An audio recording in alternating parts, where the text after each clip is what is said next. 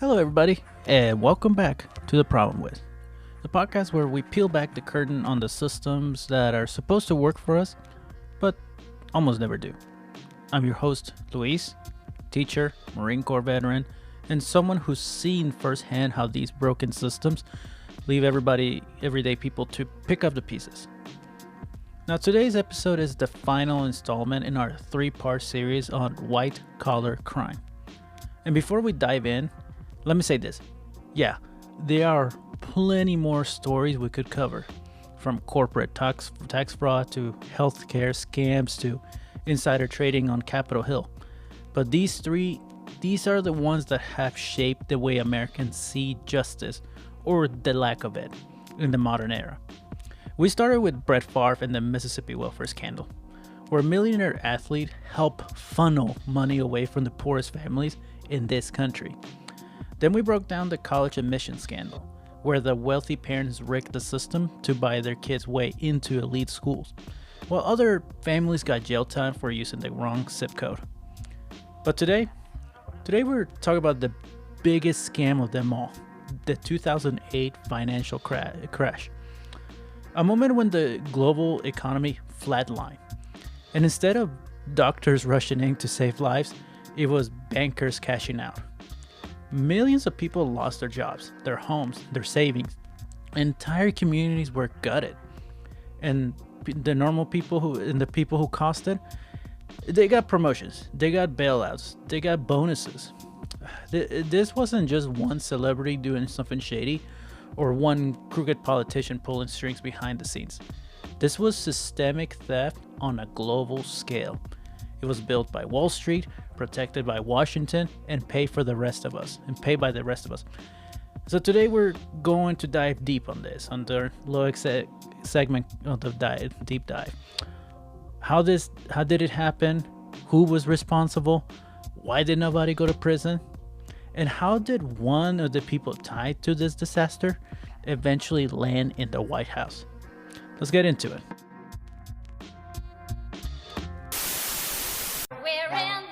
Apple's up more than 6% right now. Google about 3%, but Dell, Intel, Research Motion, and Microsoft are all to the upside. Look how strong. Did not disappoint. 400 points higher. Yes, indeed. The markets roar higher last 30 minutes of trading as volatility once again rules the day. Most of the techs this morning, if not all of them, have just exploded to the 1.7% here, a loss of 37 points or so. Apple shares are just getting hammered this morning. We're down by between 3 and 4.5% generally across these markets. Let's talk about the speed with which we are watching this market deteriorate. We're red everywhere, essentially, down by 4-5%. We're down over 16%. Dow at the same time has fallen about 18%. The stock market is now down 21%. Because we're now down 43%. What in the world is happening on Wall Street? Two-year no yields went from 190 to 166 in the blink of an eye. On the NASDAQ, everything and more has been completely wiped out. It was the worst day on Wall Street since the crash of 1987.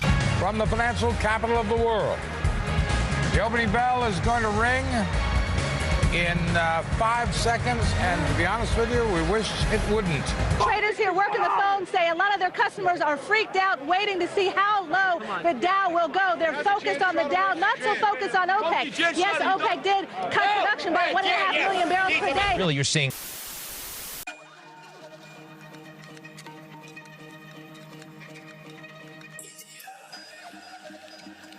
All right, let's back it all the way up. Before the bailouts, before the protests, before the headlines, there was a setup. A long, slow build of bad decisions, corporate greed, and straight up political cowardice that led to the 2008 crash. And here's what went down. Plain and simple. For decades, Americans were told to work hard, buy a house, save for the future, and you'll be all right. But behind the scenes, Wall Street was quietly turning that dream into a time bomb. And the biggest explosive in the whole thing, the housing market. Let me break it down. In the early 2000s, banks were handing out home loans like candy, especially to folks with low income, poor credit, or no real way to pay it back. These were called subprime mortgages. So subprime meaning risky from the jump. Now normally giving out high risk loans will be a bad move, but the banks, they didn't care because they weren't planning to hold on to those loans. They were planning to sell them off, bundle up, and dress pretty to some investors. They took all these shaky loans and turned them into something called mortgage-backed securities. Basically, it's like stuffing a bunch of home loans into a box and selling the box as an investment. And to make it look good, created like credit rating agencies like Moody's, S&P, and Fitch, they stamped these boxes with AAA ratings. That's the highest safety rating possible. It's like saying these investments they are rock solid. But here's the thing, it wasn't solid, and they knew it wasn't, because those same rating agencies, they were getting paid by the banks whose products they were rating. It's like hiring the guy who started the fire to check your fire extinguisher and tipping him to say, yep, it works fine. So how the hell did we get here? Well, you gotta go back to 1999 when President Bill Clinton signed the Gramm-Leach-Bliley Act, a law that repealed Glass-Steagall. It was an old Depression era rule that kept regular banks and investment banks separate. Basically, it made sure your checking account wasn't being used to place billion-dollar bets on the stock market. But once that wall came down, banks like Citigroup, Lehman Brothers, and Bear Stearns got the green light to gamble with everyday people's money. And they didn't just give out bad loans. They turned those bad loans into investments. And then, this is the part that gets wild, they bet against those investments. Yep. They sold you a car with no brakes, then took out insurance hoping you would crash. Goldman Sachs, for example, they sold mortgage investments they knew were trash and then made billions betting those investments will fail. It's not shady. That's not shady. That's betrayal in a suit and tie. Then came the fall. Starting around 2006, home prices started slipping. People couldn't keep up with the payments, especially on adjustable rate mortgages where the interest rate suddenly spiked. Foreclosures exploded, families lost their homes, and the banks holding all these toxic investments, they started going down too, fast. Here's what it looked like. 10 million families lost their homes. 8.8 million Americans lost their jobs. And American households lost nearly 20 trillion in wealth. Let me say that again. Trillion in wealth. That's like every household in the country suddenly watching their life savings vanish. And while regular folks were losing everything, the executives behind it all, they cashed out. Most of them walked away with golden parachutes, massive bonuses and payouts, even as the economy burned. And the government, they didn't prosecute these people. They didn't lock them up. They bailed them out. Sure, Lehman Brothers got tossed aside, but the rest, Bear Stearns, AIG, Merrill Lynch, and a bunch of others deemed too big to fail. They got billions in taxpayer money, and most of their leadership stayed right where they were. The people who caused the crash, they got rescued, and the people who lived through the crash, they got evicted. And don't get it twisted, this wasn't just one or two bad apples. This was the system. This is what happens when you let billion-dollar banks regulate themselves. When politicians sell out and the wealthy rewrite the rules to protect themselves. This wasn't just a crash. It was a stick-up, and we were the ones left holding the bag. And coming up next, how deregulation, political negligence, and Wall Street arrogance turn a financial boom into a ticking time bomb. From Reagan to Clinton to Bush. The warning signs were there, and they were loud. But instead of fixing the problem, they looked the other way. So let's break it down. Who saw the smoke and decided to ignore the fire? Stick with me. In this present crisis, government is not the solution to our problem. Government is the problem. It is time to reawaken this industrial giant, to get government back within its means, and to lighten our punitive tax burden. And these will be our first priorities, and on these principles there will be no compromise. This is the 10th year anniversary of an unfortunate act by the 1999 Congress and Bill Clinton administration, where they repealed the Glass-Steagall Act. Now, the Glass-Steagall Act used to say, look, the banks that are commercial banks that you and I put our money into, the public puts their money into, have to be separate from the investment banks that do high-end, financially risky trading, betting, whatever you want to call it, right? You can't commingle the two because then otherwise you're going to jeopardize the money that people put into the banks. Perfectly logical, came after the Great Depression because we learned our lesson back then. That was one of the things that caused the Great Depression. So we thought in the 1990s that, oh, no, we got this thing figured out. And if we just let the banks do whatever the hell they want, they're going to make more money and contribute more to the politics.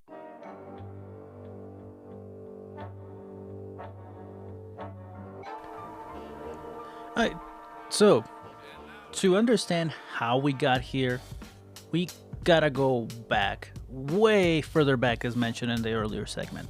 Let's go back to the 1980s. Enter Ronald Reagan, the Hollywood actor turned president who sold America the idea that government was bad and business was good. Under Reagan, deregulation became a national religion. He cut funding to watchdog agencies, he rolled back antitrust enforcement, and he let Wall Street off the leash. The message was clear. Let the market do what the market does. And banks, they took that as an invitation. Then came 1987, and the stock market crashed, big time. But instead of seeing that as a warning, regulators doubled down. Fast forward to the 1990s, and we get to the real unraveling. In 1999, as President Bill Clinton signed off on the Gramm-Leach-Bliley Act, as mentioned earlier, which officially killed off Glass-Steagall, a law that had protected us since the Great Depression. Let's go. So Glass-Steagall said banks couldn't gamble with your money. It kept investment banks and commercial banks separate. But Wall Street had been lobbying to kill it for years, and they finally got what they wanted. Now, your everyday savings account could be used to place billion-dollar bets on risky mortgages. And let me tell you, they went all in. Who were the people behind this? Robert Rubin, Clinton's Treasury Secretary. He helped push the repeal and then took a cushy job at Citigroup, raking in over $100 million. Then we have Larry Summers. He was Rubin's protege, who argued against regulation at every turn. And of course, Alan Greenspan, the long-serving chair of the Federal Reserve, who thought markets could regulate themselves like some kind of moral compass. But they didn't. They couldn't. So now, let's move on to the second part. So let's go to the 2000s. After 2001, the dot-com crash and the 9/11, the economy hit a wall. So Greenspan cut interest rates to nearly zero. That meant borrowing money was dirt cheap. And then borrowing is cheap. People start buying homes, cars, investment properties, you name it. The housing market exploded, and Wall Street saw a gold mine. This is when we see the birth of modern mortgage hustle. Lenders started handing out subprime mortgages, so loans to people with poor credit, no savings, or unreliable income. Countrywide, New Century Financial, Option One, and the others were handing out loans with little to no background checks. And some loans were called ninja loans, Ninja. No income, no job, no assets. Literally anyone could get a mortgage. And why did banks do this? Because they didn't care if people pay back the loan. They were building those loans into mortgage-backed securities, MBS. Big stacks of home loans sold off as investments. And they sold them to pension funds, teacher retirement plans, local governments, and international investors. It was all built on the lie that the housing market will always go up. Then credit rating agencies, Moody's, S&P, and Fitch rated these bundles AAA, the safest rating you can give. But here's the thing. The agencies were being paid by the banks whose products they were rating. So of course they say they were safe. It's like grading your own test and giving yourself an A+ for turning in gibberish. It was a hustle, and everyone on the inside knew it. Now let's go into the next part, 2005 to 2007. Now here's where things get evil. Wall Street wasn't satisfied with just bundling loans. They started creating CDOs, collateralized debt obligations. Basically, they took the worst parts of these mortgage bundles, like the leftovers from bad loans, and turned that into a brand new investment. And somehow, those got AAA ratings too. That's like making hot dogs out of expired meat, selling them as filet mignon, and getting a Michelin star. Who were the major players? Well, we start with Dick Fold and Lehman Brothers. Full speed ahead on risky mortgage exposure, ignoring warnings from inside his own company. Then we have Stan O'Neill and Merrill Lynch. He pushed deeper into CDOs, racked up losses, and walked away with a severance worth $160 million. Then we have Martin Sullivan at AIG. He was selling quote-unquote insurance on these investments, though through credit default swaps without having the money to pay out when they fail. And then there's Goldman Sachs. These guys were selling toxic mortgage products to their clients, and at the same time, they were betting against them. They knew they were trash.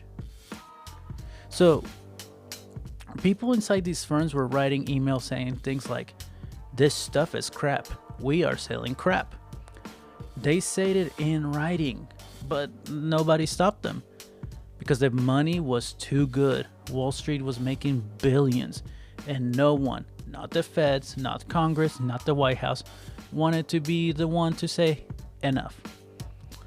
Then we go to the crash. So by late 2006 and early 2007, the cracks were showing. Foreclosures started spiking, housing prices leveled off, and then began the drop. And then borrowers couldn't afford their payments, and the so-called safe investments started falling apart. Then it all collapsed. March 2008, Bear Stearns fails. The Fed helps JP Morgan buy for $2 a share. So $2, that's very low if you don't know your stocks. And then comes July, same year. IndyMac Bank goes under, panic sets in.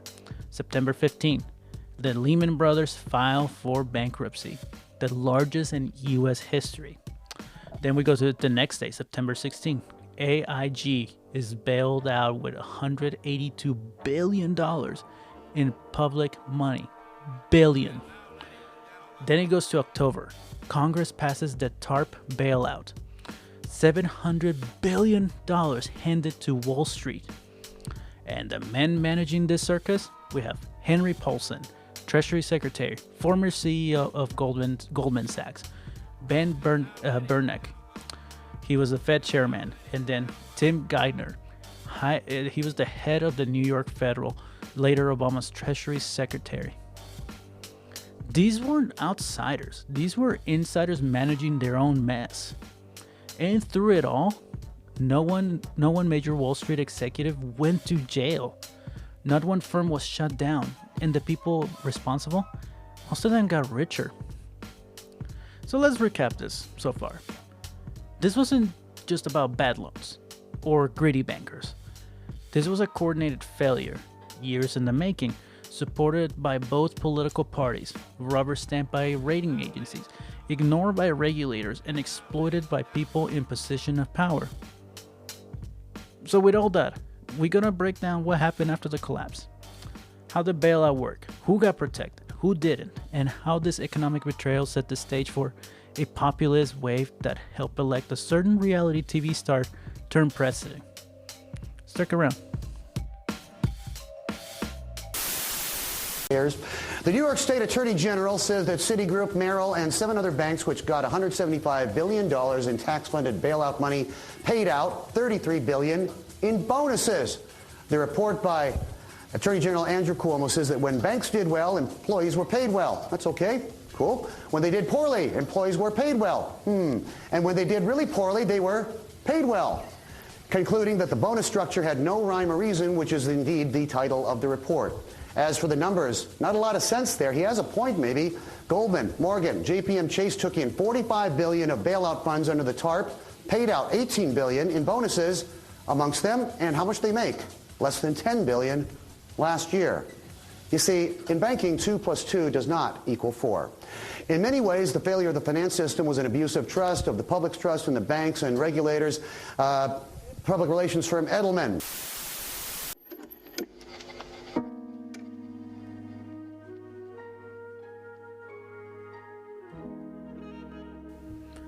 All right, before we move forward, let's take a second to breathe and break this down. Because I know, we just cover a lot.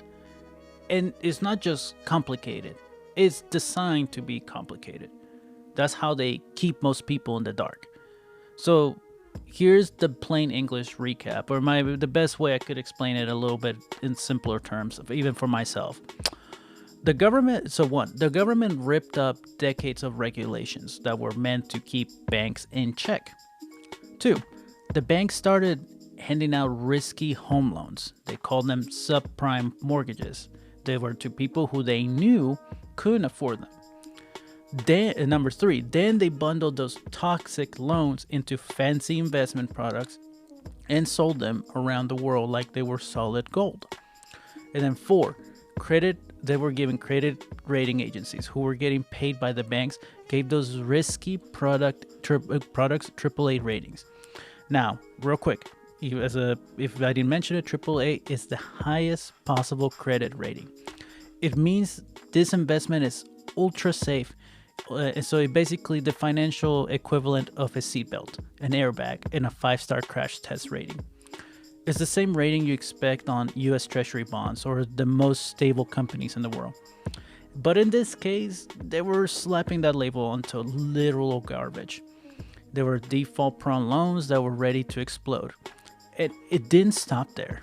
Big banks like Goldman Sachs sold those products to their clients, while secretly betting that they crash.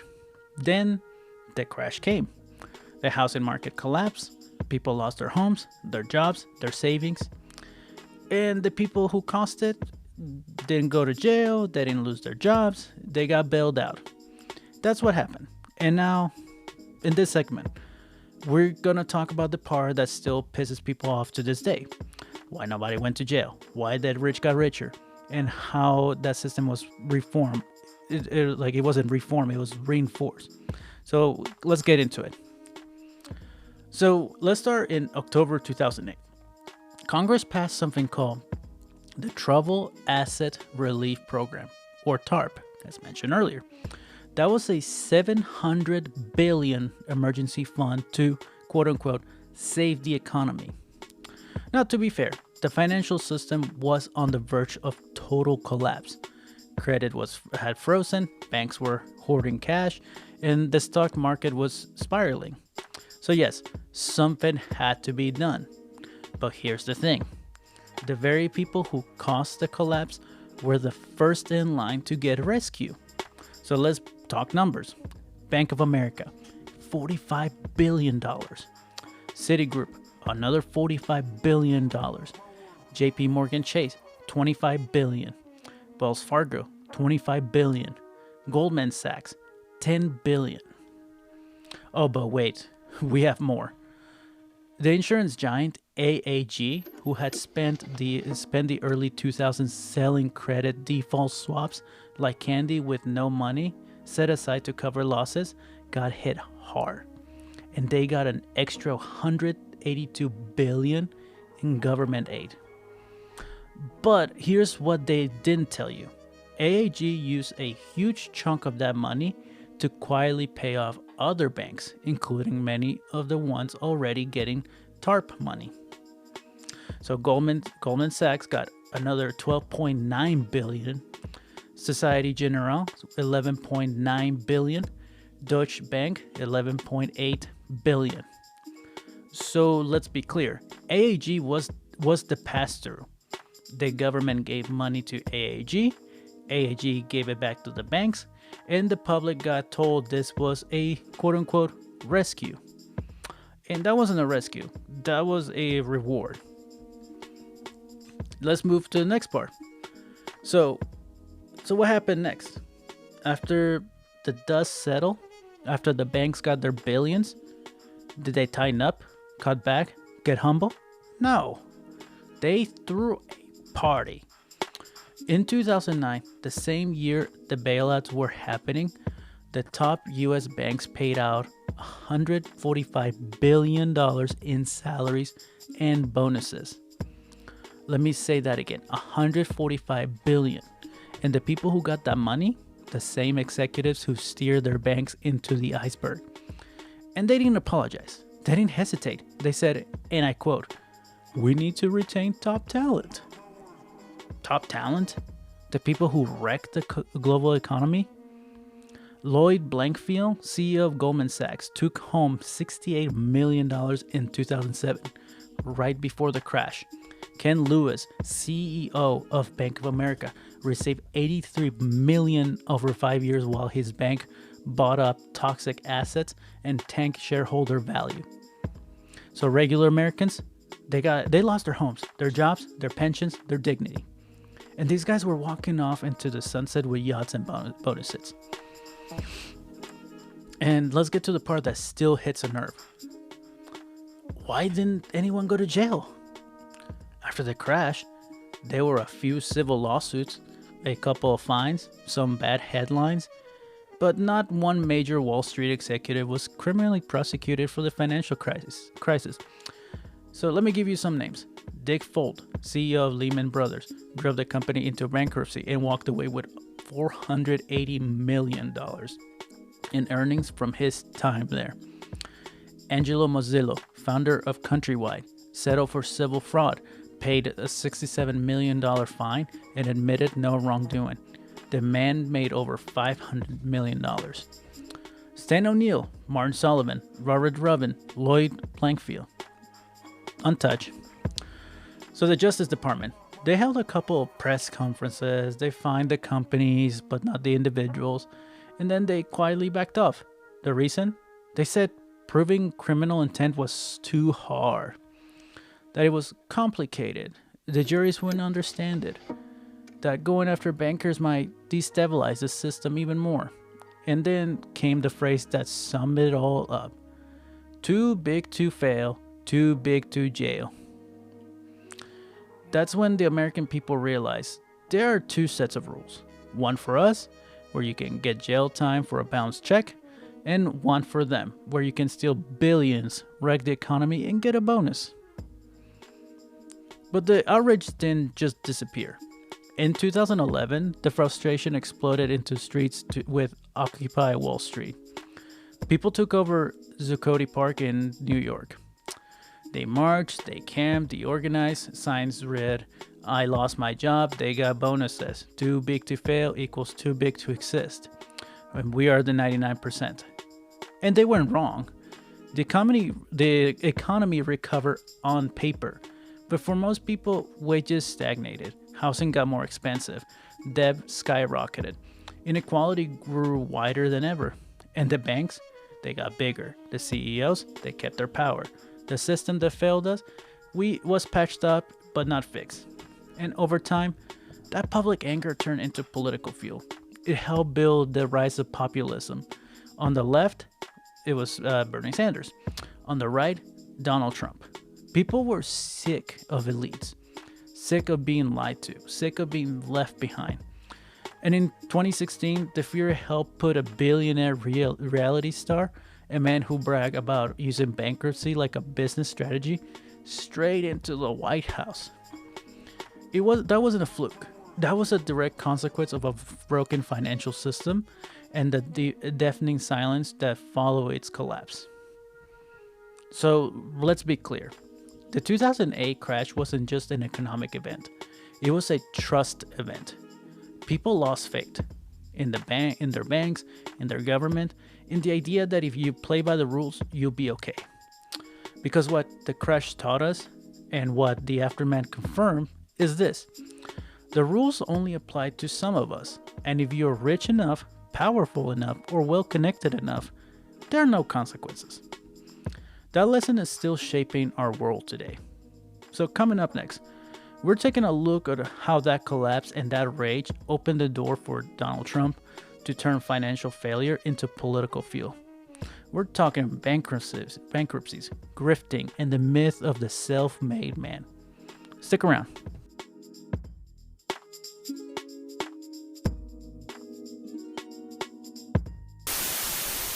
So in the end, the system worked, right? I mean, we're on Wall Street, stock market, almost double what it was before the crash now. Well, it did if you happen to be one of the minority of Americans who actually has stock, and most Americans don't. And large parts of America have not recovered from the crisis. The San Francisco Fed was estimating that as a result of the lost growth in the US economy, the decade in which America grew below where it might otherwise have been, the recession probably cost the average American about $70,000. The economy was in a recession, potentially a depression, and many people were seeing their homes being foreclosed. They didn't know what was going to happen to their bank accounts. Were they going to get laid off? One of the first things that Obama did was passing a stimulus that only adds to the deficit. The most sweeping economic recovery package in our history. Many of these voters are watching this and saying, why are you helping these companies, these banks that clearly should be punished? Instead, you're giving them money. A well-educated black has a tremendous advantage over a well-educated white. A black may think that they don't really have the advantage. If I was starting off today, I would love to be a well-educated black. They don't look like Indians to me, and they don't look like Indians to Indians. It would be 9 blacks against 9 whites, all highly educated, very smart, strong, beautiful people, right? Pocahontas? Is it offensive? Oh, really? Oh, I'm sorry about that.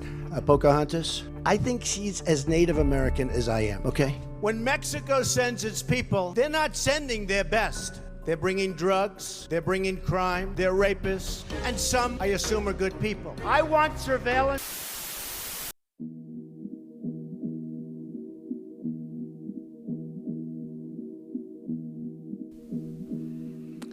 Well, so far, we talked about the system that crashed, the people who rigged it, and how nobody paid the price.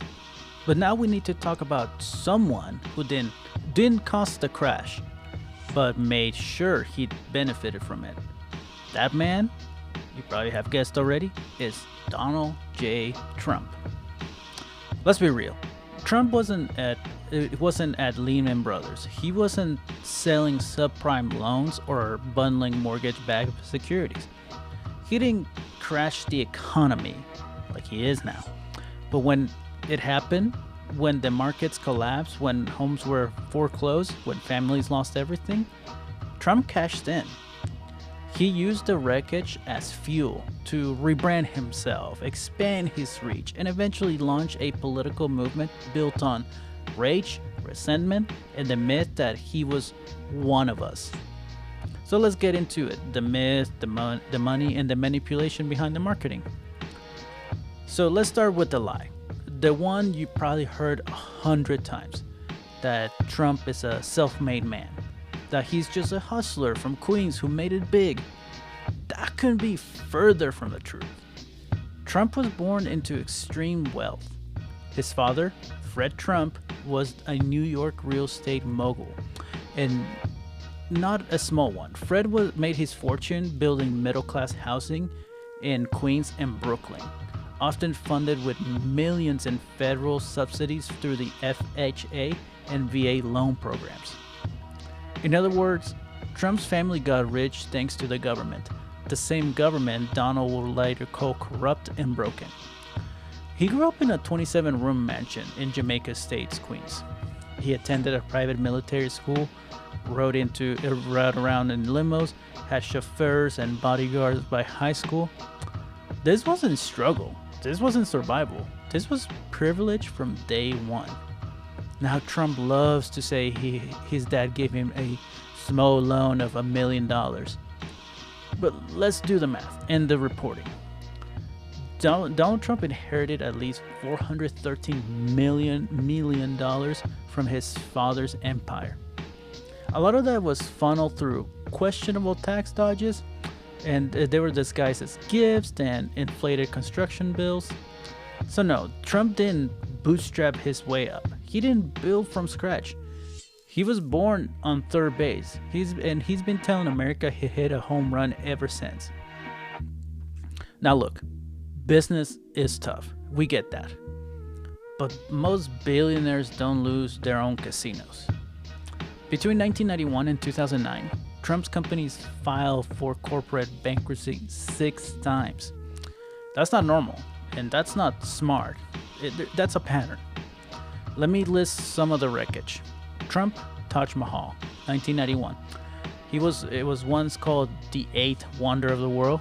It collapsed under $3 billion in debt. Then we have the Trump Plaza Hotel in 1992, filed for bankruptcy.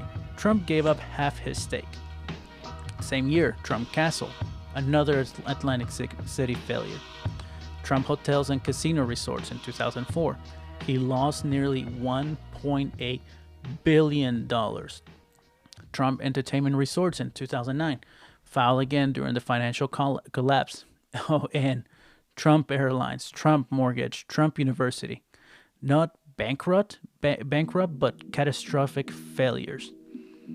Each time he left behind unpaid contractors, laid off employees, and defrauded investors. And yet, he spun it as a strategy. He even said, I've used the bankruptcy laws to do a great job for my company, for myself, and for my employees. That's what he said. But let's be honest, he was never protecting employees. He was protecting himself always. This wasn't wealth creation, it was wealth extraction from banks, from workers, from public trust. That's not leadership. That's what we call a scam artist in a suit. So with all that, let's rewind to 2008 when the financial crisis hit. While most Americans were drowning in debt, losing jobs, and watching retirement accounts evaporate, Trump was licensing his name like it was gold. He wasn't developing new buildings. Not really. He was slapping Trump in big gold letters on properties around the world. Trump Soho in New York, Trump Tower Tampa, Trump Ocean Resort in Baja California, Trump International Hotel in Toronto, a bizarre venture in Baku, Azerbaijan, linked to corrupt oligarchs. See the pattern? He didn't fund them, he didn't build them, but he profited by charging developers to use his name. And when those projects fail, which many did, Trump said, not my problem. Buyers lost down payments, construction crews got stiffed, and developers defaulted. And Trump, he already cashed the check. That's not development, that's disaster capitalism. He turned the housing crisis into a branding opportunity, not by creating jobs, but by selling illusions. Then came 2015, the famous time when he came down the escalators. Trump announces he's running for president, and suddenly this billionaire who grew up in a mansion is calling himself a common man. He says he understands the working class. He tells coal miners and truckers and factory workers, I'm just like you. Let's unpack that. Trump has never worked a day of physical labor. He's never paid rent. He's never worried about medical bills. And he's never had to clock in to survive. He's the elite pretending to be a rebel. The landlord pretending to be a tenant. And his entire empire built by screwing over small contractors, underpaying laborers, and refusing to pay invoices. Something over 3,500 lawsuits have been filed over. He's not the underdog. He's the system dressed up like an outsider. So no, Donald Trump didn't cause the 2008 collapse, but he did what he's always done. He took the disaster, sold it back to you wrapped in gold, and called it a success. He turned failure into a brand, fraud into fame, debt into dominance. And when he said, "Only I can fix it," he was selling the same story he's always sold. That a man who's burned every bridge can still build a kingdom, as long as someone else pays the toll. With all that, so coming up next is our final chapter of this series. How Trump took everything he learned from his bankruptcies, his branding, and the chaos of 2008, and turn it into a political movement, a cult of personality, a loyalty built on false promises, a blueprint for what happens when we confuse corruption with confidence. Stick around.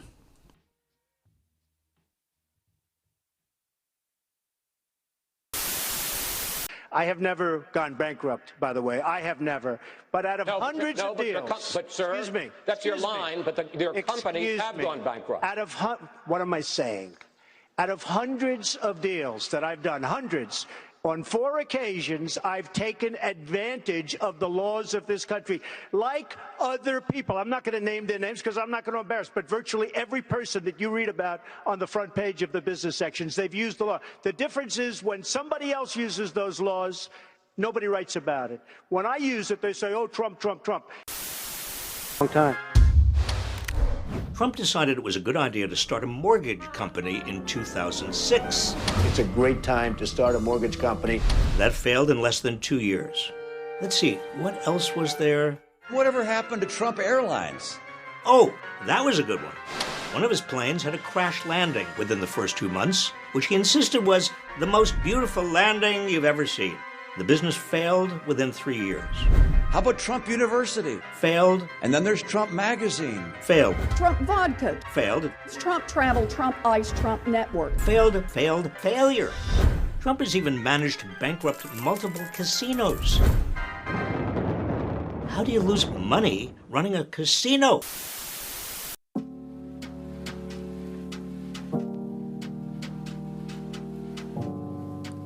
So we talked about the 2008 crash. We talked about the people who caused it, the ones who walked away with bonuses, and the ones who were left holding the bag. We also talked about Donald Trump, a man who didn't create the crisis, but sure as hell capitalized on it. So here's the final question. How did the collapse of the economy lead to the rise of a reality TV star turned president? The answer? It's not just about Trump. It's about what we lost and what filled the void. When the 2008 financial crash happened, it wasn't just about bad mortgages or Wall Street gambling. It was about trust and how fast it vanished. Americans trusted the banks to protect their money. They trusted their pensions and 401ks to grow over time. They trusted that if the powerful screwed up, there will be accountability. But instead, over 10 million families lost their homes. 8.8 million people lost their job, and nearly $20 trillion in household wealth disappeared. And the people responsible, they walked away with severance packages and stock options, while regular people got eviction notices and pink slips. What 2008 exposed was brutal and simple. The rules don't apply to the rich. That realization, that brutal sinking feeling, broke something in this country. Because we were raised to believe a different story. Work hard, obey the law, play fair, and in return, you'll be safe, you'll be respected. But what we saw in 2008 and what we felt ever since is that the opposite is true. If you're rich, you're insulated. If you're powerful, you're protected. And if you're neither, you're disposable. Now, let's keep it real. Donald Trump wasn't behind the credit default swaps.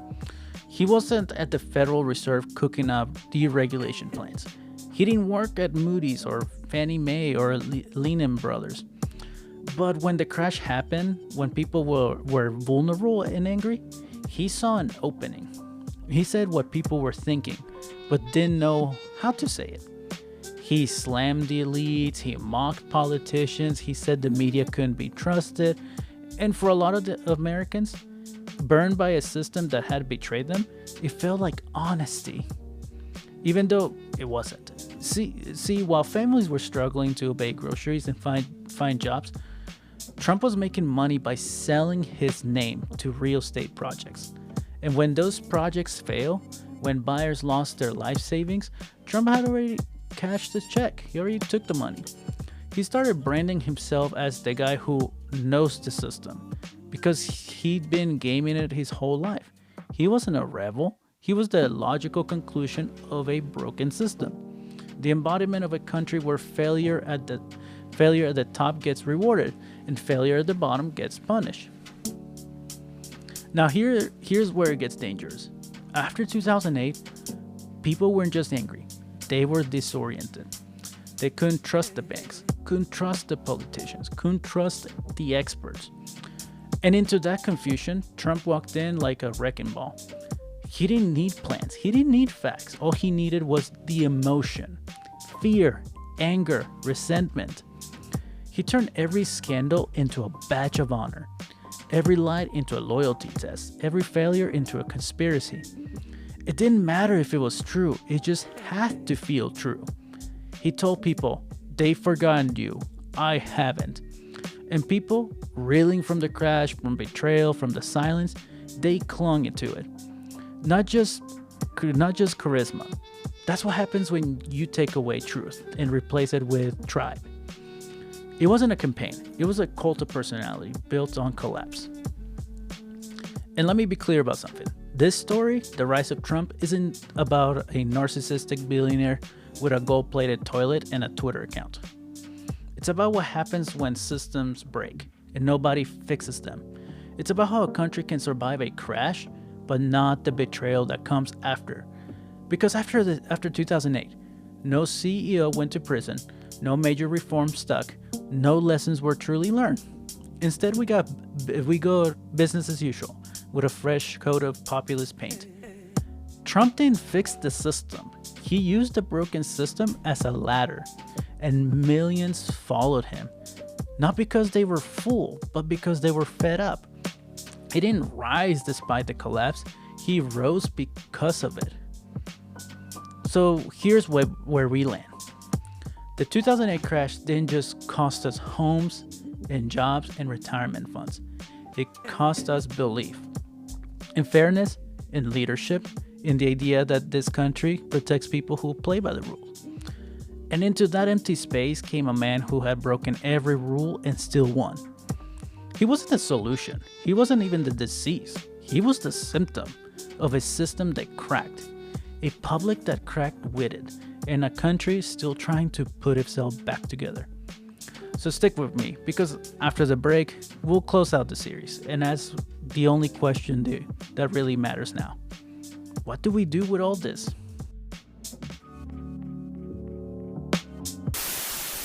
I think most Americans believe that after you commit a crime and pay your debt to society, the punishment ends.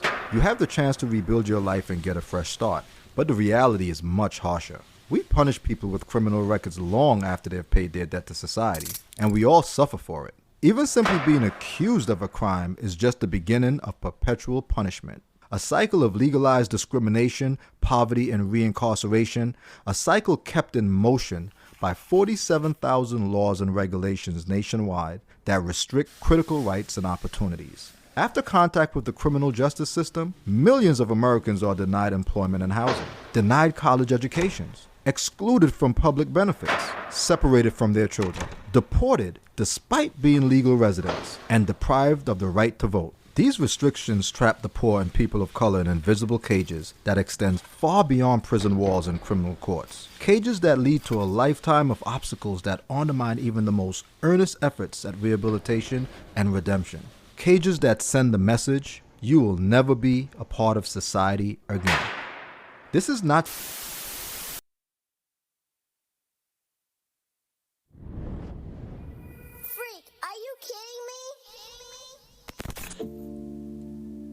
So here we are. We reached the end of our white collar crime series. 3 episodes, 3 stories, 1 undeniable truth.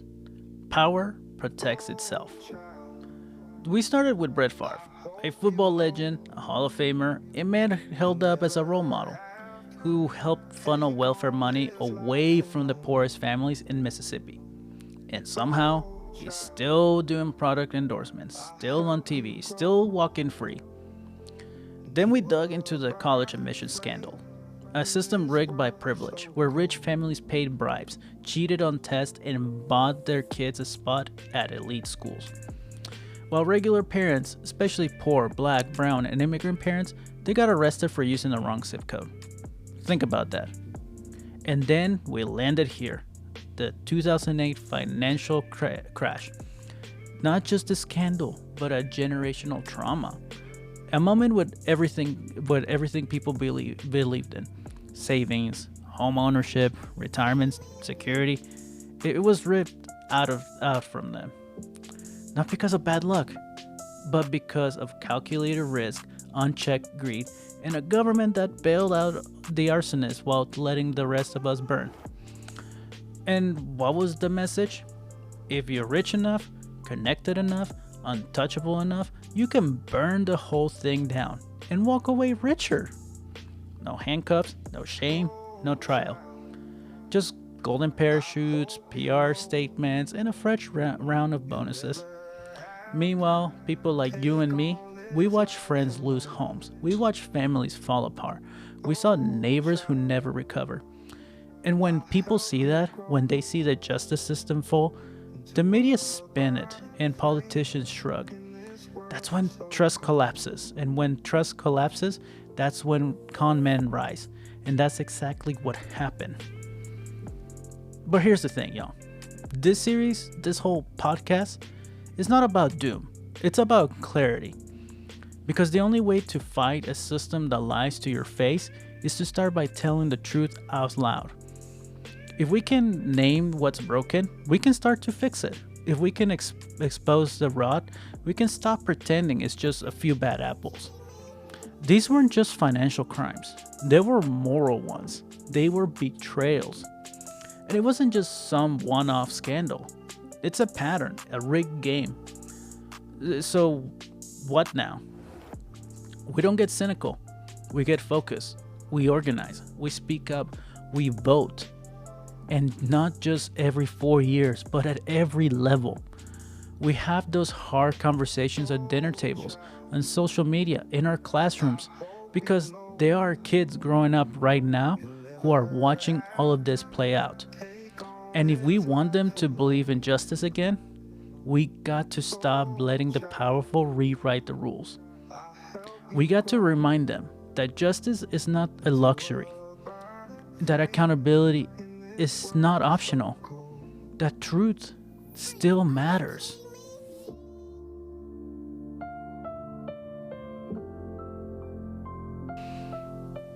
With all that, guys, I just want to say thank you sincerely for sticking with me through this 3-part series. It's been heavy, it's been personal, and I hope it's been honest. If any part of this series hit home with you, if you were nodding along, if you were yelling at the speakers, if you felt something in your chest, then do me a favor. Hit follow on this podcast. Leave a review or a rating. It helps more people find these stories. And share it with someone who needs to hear it. Because this isn't just my story, it's ours. So you can follow me on social media. I love to hear what you're thinking, what you're feeling, and what you want to talk about next.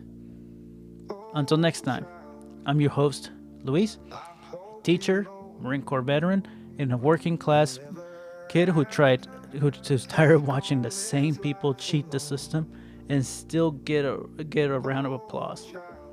This has been A Problem With. We got more stories to tell, more lies to uncover, and a whole lot of truth to fight for. Until then, I'll see you next time.